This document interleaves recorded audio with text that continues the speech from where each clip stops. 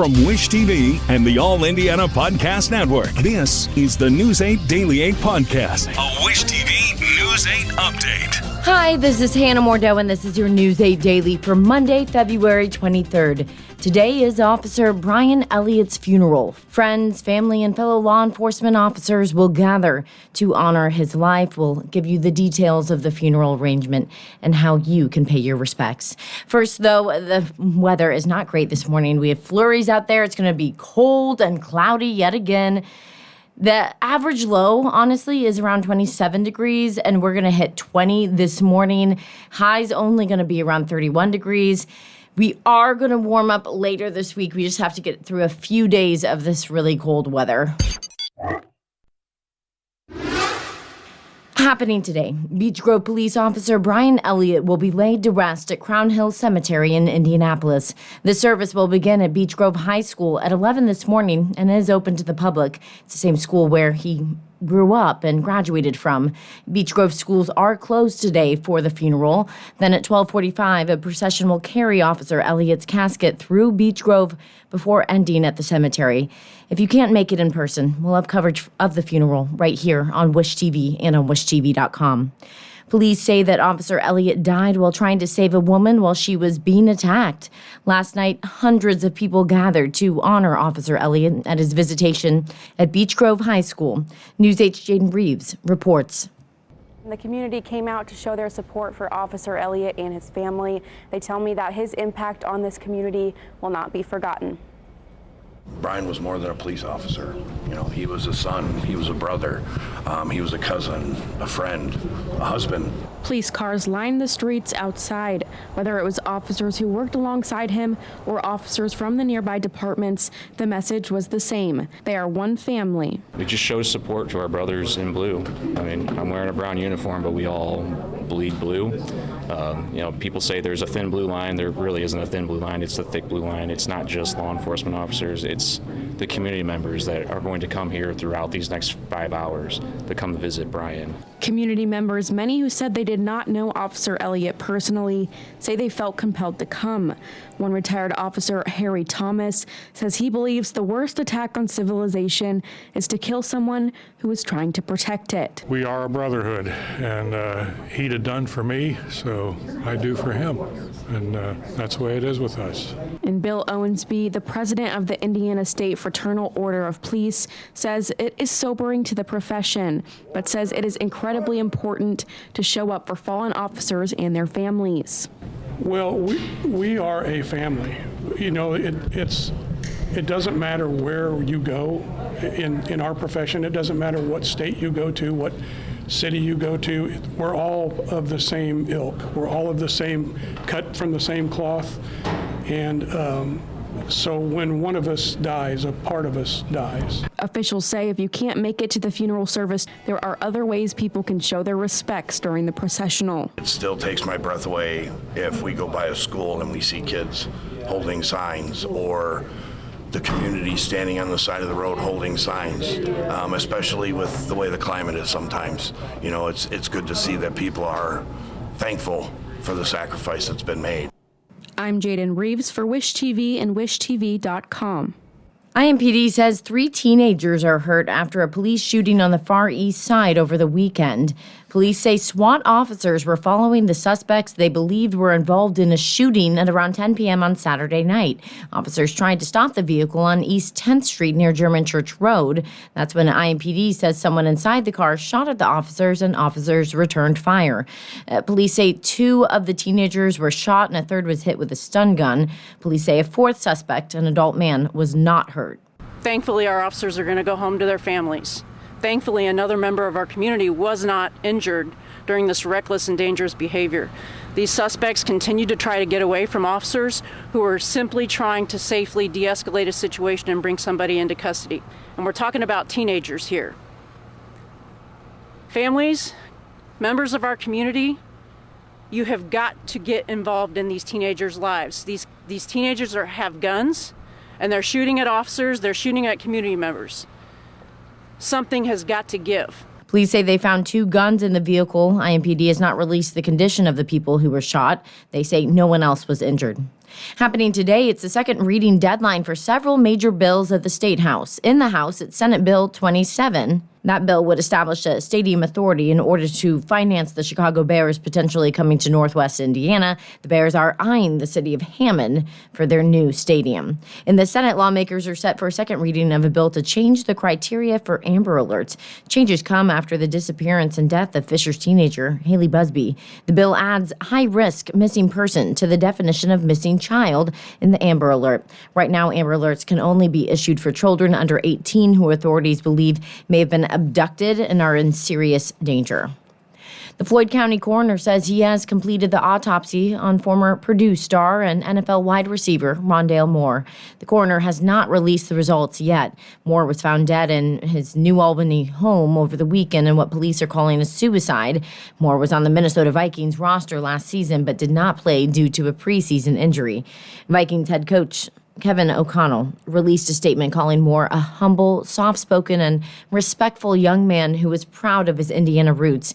He went on to say, "We are heartbroken by the fact that he won't continue to live out his NFL dream, and we won't have all the chance to watch him flourish." President Trump is trying to impose more tariffs after the U.S. Supreme Court struck down his administration's sweeping tariffs from last year. As Reed Binion reports, the ruling is also prompting critics to call for refunds to Americans. The whole thing is a farce.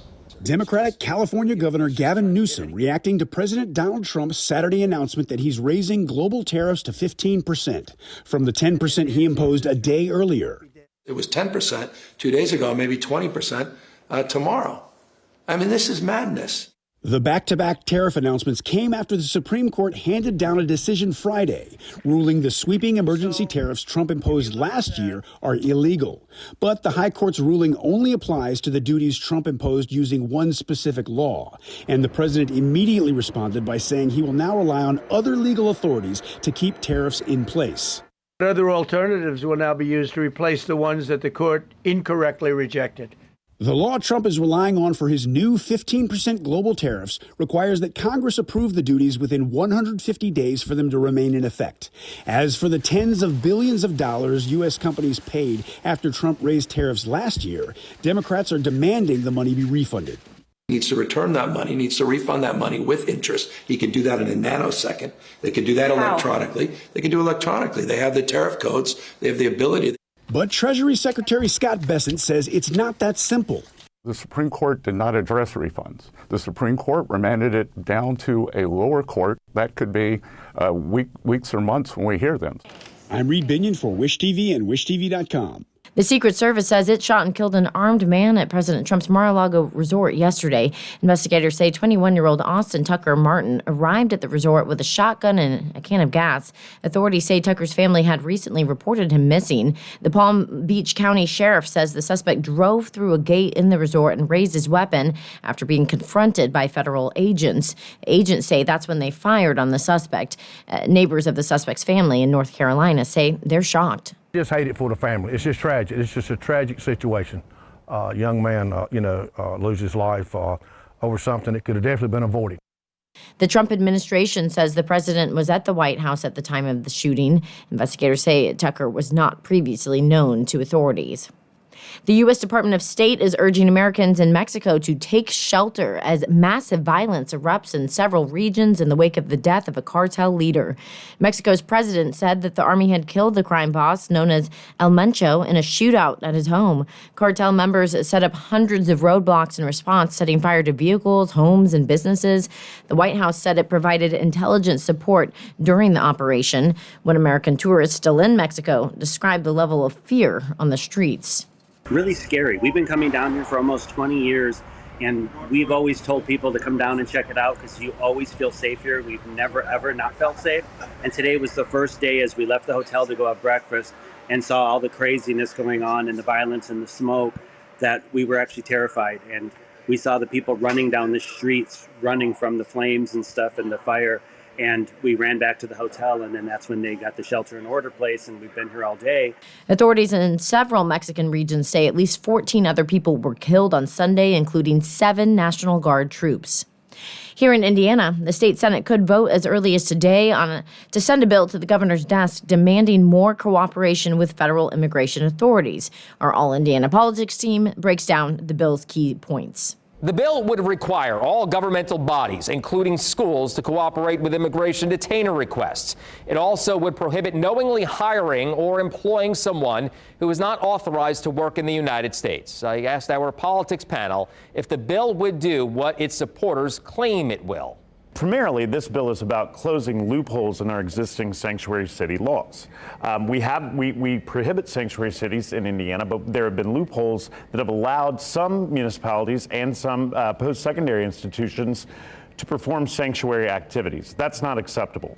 Governor Braun has insisted that I want Indiana to have the toughest immigration law in America, and the legislature has delivered that to him with a bill that focuses on cooperating with federal authorities, making sure that jobs go to Hoosiers who are legally here, and closing loopholes that have existed for far too long in communities across our state. Yeah. Carly? Yeah, I think for the municipalities and for the safety of our communities, it creates a lot of tension. And I also think for the schools and for our businesses, is this opening up?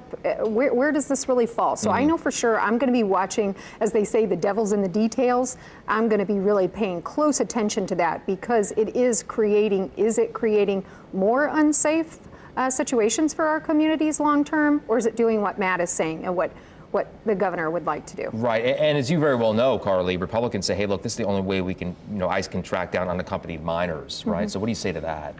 Well, I'm going to disagree with Matt as well. I do think that our schools are under a tremendous amount of stress, and with the federal government, state government, and then you also have your local law enforcement and everybody in between. Is it creating too much of confusion or understanding? And where does the accountability really lie at the end of it? I think it is a very important issue and time for us to really stay on top of this and do it right. If we're going to be doing it, we need to make sure it's right and it's safe and everybody understands the details, including our law enforcement. Yeah, Matt, final word on this before we move on to the Bears. Every Hoosier can feel safer knowing that those illegal immigrants who are arrested and in custody in Indiana will not be released back into a community if ICE has filed a detainer request for them. That should be policy in every city, state, and community in the state of Indiana, and the legislature is ensuring that it will be. Remember, you can see in-depth discussion about the issues that matter to you every Sunday morning on All Indiana Politics. It airs at 9:30 in the morning, only on Wish TV.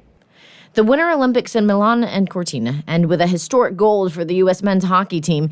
Jack Hughes scored in overtime to give the U.S. a 2-1 win over Canada and gold at the Olympics for the first time since the 1980 Miracle on Ice team. It was the second straight overtime hockey gold medal victory for a U.S. team after the women's team pulled off the same feat last week. The United States finishes the Winter Olympics in second in both gold and overall medals. Norway tops all countries with 41 medals and 19 golds at the Winter Games.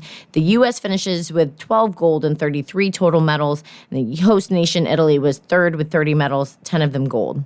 In Pacers watch, injured star Tyrese Halliburton is stepping even further off of the court after the team says he was diagnosed with shingles. Head coach Rick Carlisle says Halliburton will be away from the team for the next 2 to 3 weeks as he heals. Shingles is a serious and painful rash that people can get after contracting chickenpox early in life. Carlisle says Halliburton will make a full recovery. On the court yesterday, Pascal Siakam was back for the first time since the All-Star game. He hit a jumper in the third quarter, part of his game-high 30 points, but it was not enough. Pacers fall at home to the Dallas Mavericks 134-130. Indiana has now lost 3 games in a row. In Colts watch, the Colts and every other NFL team will look for their next big stars this week as the NFL Combine returns to Indianapolis. Combine events officially begin today with on-field workouts set to start Thursday. Here's some of the notable times to keep in mind on your calendar for the week's activities. We'll hear from Colts GM Chris Ballard and head coach Shane Steichen tomorrow. Also, 9 members of IU's national championship team will work out for scouts. And quarterback Fernando Mendoza will not be one of them, but he is set to talk to reporters on Friday. This has been your News 8 Daily from Wish TV. I'm Hannah Mordeau. Watch us on Wish TV and wishtv.com.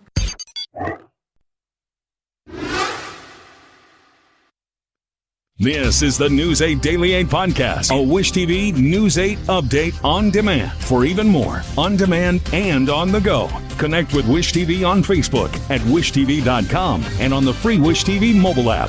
Thank you for listening, and be sure to like, subscribe, and follow this podcast for updates every weekday morning on the All Indiana Podcast Network and wherever you get your podcast.